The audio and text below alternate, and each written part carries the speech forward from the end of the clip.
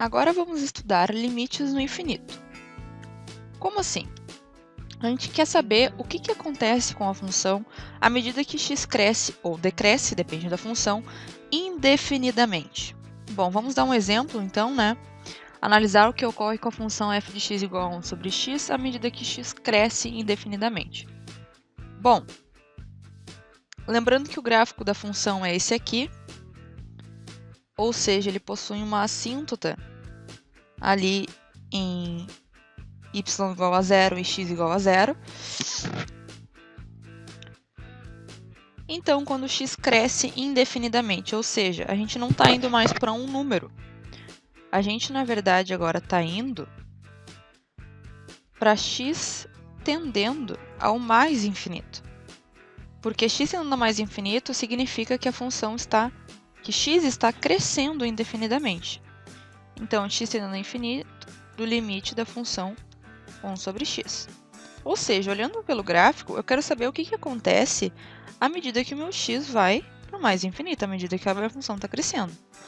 O que está acontecendo? Olha só, se eu continuasse esse gráfico, eu ia notar que a minha curva está se aproximando cada vez mais do eixo x, ou seja, de y igual a 0.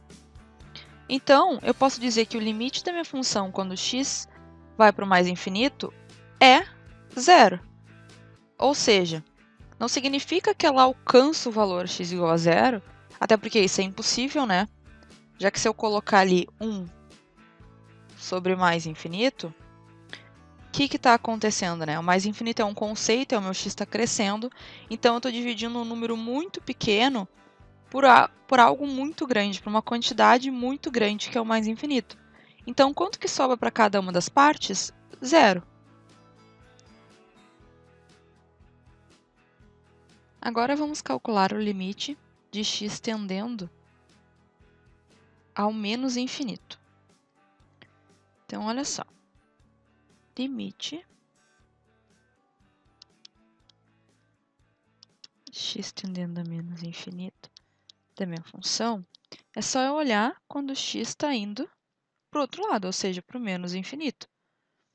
O x está decrescendo. Olha só o que está acontecendo com a minha função.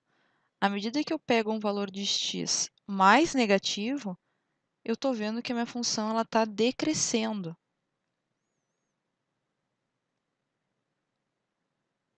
Eu estou vendo que a minha função está cada vez mais próximo do eixo x, ou seja, de 0. Se eu fosse calcular 1 sobre menos infinito, seria a mesma coisa. Ou seja, eu estou dividindo 1 por um número muito grande, porém negativo.